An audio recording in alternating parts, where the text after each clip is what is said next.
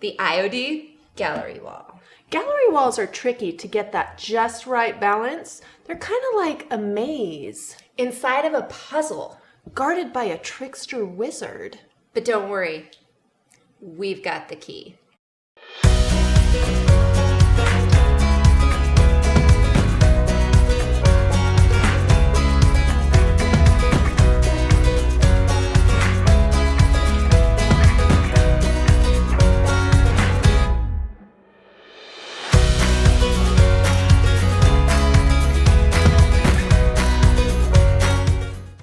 Hi you guys! Today we are going to be tackling the much anticipated IOD Gallery Wall. We're starting with just a couple of pieces, but in these pieces we're going to be using techniques that apply to all of the pieces in the gallery wall you just saw. And at the end of the video you can share in the comments which one you think we should tackle next. Today we will be doing our Redoute Floral, and that is going to be using some shading and some masking, and then Josie's got We've got the Laurel Relief piece here, and we're going to do some awesome IOD impressed texture techniques with stamps, as well as casting and glazing. You got to do it. It's going to be fun. It's going to be fun. Let's get started and do our Laurel Relief mold. The first thing you're going to want to do is take your air dry clay and dust it with some cornstarch. Then you're going to roll it out. You can just use a kitchen rolling pin for this, no big deal. And you're going to want to roll it out pretty flat.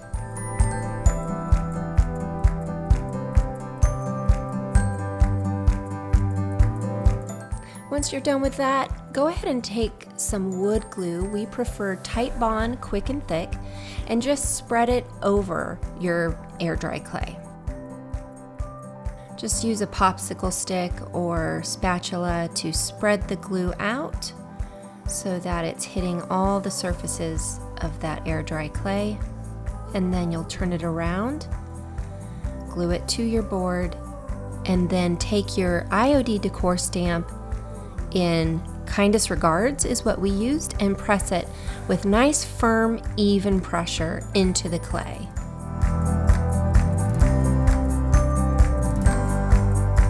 You'll see how this just leaves a really beautiful impression in the clay.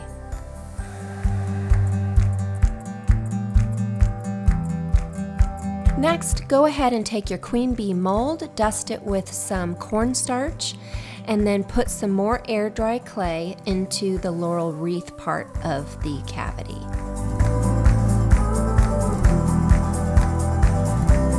Use a spatula and pull it over the surface, and you can see how our patented microblade rims really help you to get a nice clean edge to that mold. Because of the cornstarch, it just practically falls out of your mold.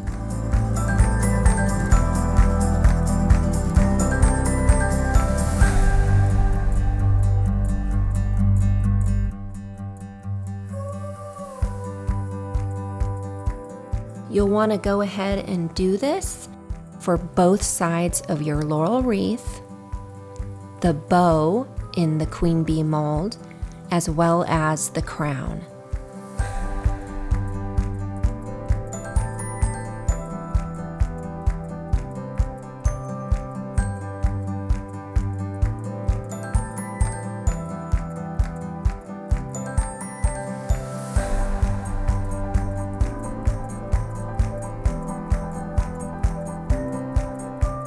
Once you have all of your pieces cast, you'll just simply arrange them exactly where you want them and glue them down. Just a couple things to keep in mind as you're gluing your castings down.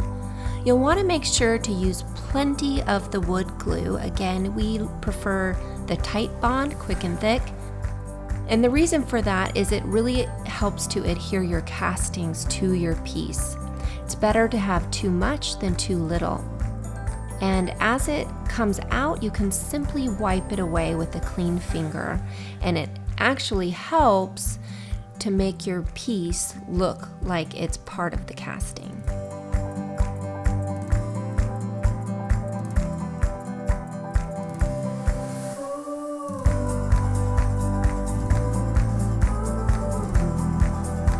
As it's drying, make sure to press all of your edges down. That will help the edges from lifting. There will be cracking and warping. That's just the nature of air dry clay.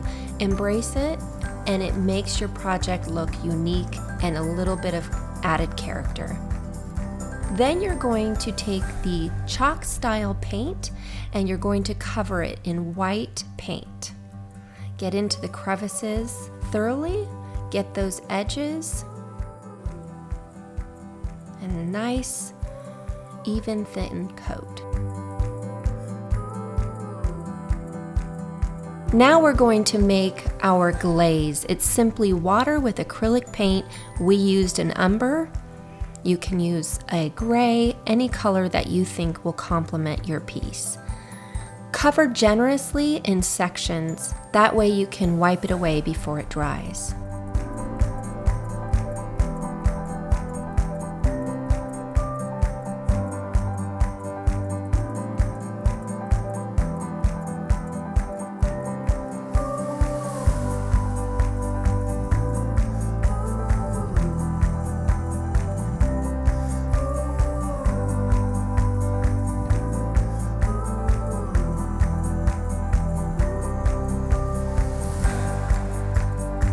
Make sure to get the glaze in the cracks and crevices, especially in the words, because that's what really makes them pop later on.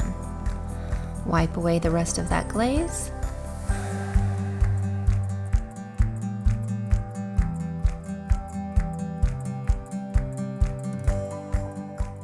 Then you're going to take your sawtooth hanger and pull your piece to the edge of a table so that you don't squish your clay, and pound the sawtooth hanger in, and you are done.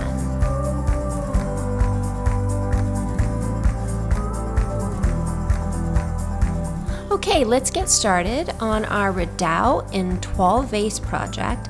Give the edges a good sanding. I like to use gloves because I've gotten splinters before, so watch for that. Then cover your piece with a white paint. We used a chalk style paint. Cover it with a nice, even, thin coat. Allow that to dry for at least 24 hours. Then you're going to sketch a vase out on your piece. We have a template downloadable on our blog for this project if you would like to trace that.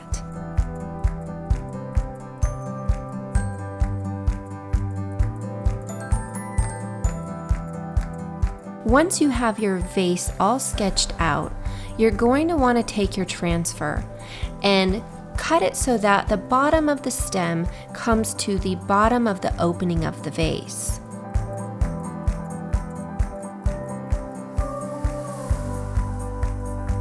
Cut all of your flowers out, and then you'll be transferring them onto your piece.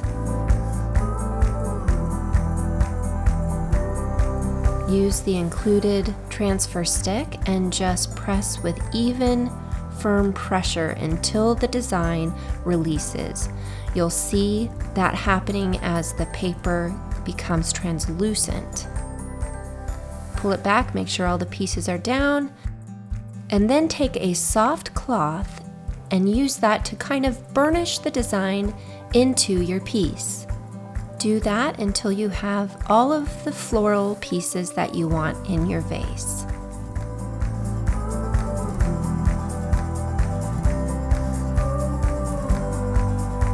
Then take some painter's tape to mark the outside of your vase. Create a color wash with some yellow paint and water, about a 1-to-1 ratio. You don't need to cover the vase completely. You're looking more for movement in the vase. Leave some white behind. That adds to the dimension in your piece.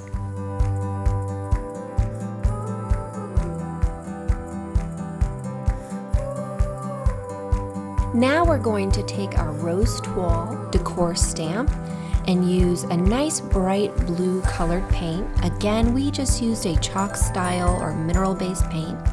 You lay it on the yellow vase, and because of the bright blue color, it really has a beautiful toile feel. Press it down, pull it up, and you have a beautiful impression.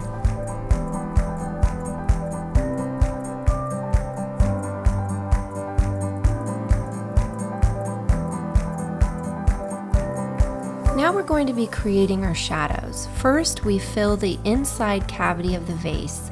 We're using a nice deep blue color because your shadows are generally going to be cool.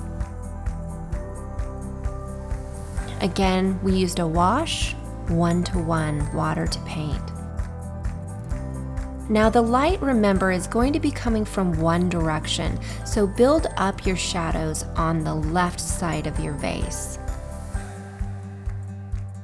We went ahead and started under the opening of the vase, and we pull it down from the left side along the side of the vase and then across the bottom, creating a shadow for the base of the vase. And then layer up color to deepen the shadows as you see fit. To create extra highlight, go ahead and use some sandpaper to lift some of that yellow paint. And then pull your tape and your vase is done.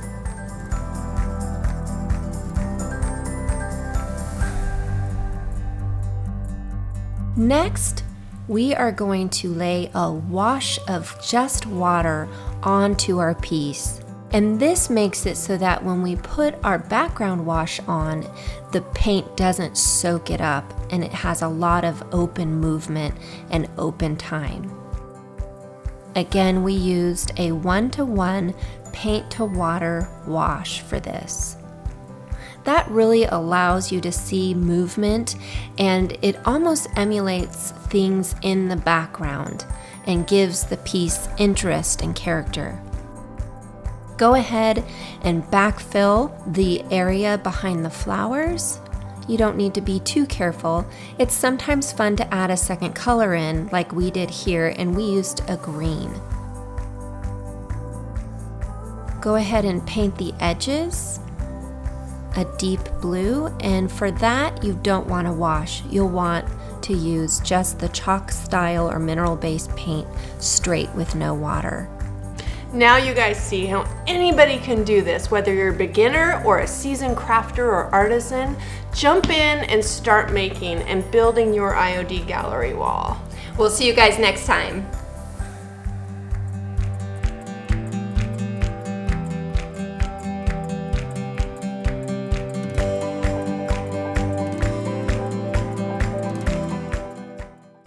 Just jump in, pick a project and do it. That was done. I don't know why I said that at the end. Okay, let's do that again.